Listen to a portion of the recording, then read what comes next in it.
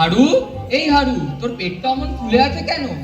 বাবা, মনে নেই কালকে তালের ভোর আছে। অমন প্যাক প্যাক শব্দও করছে। পেটে নাড়ি মুড়িগুলো ডাকছে। কই দেখি দেখি। না না, ছুঁয়ো না, বড্ড ব্যথা। সব বোঝা গেছে, হতভাগ্যকে জব্দ করতে হবে।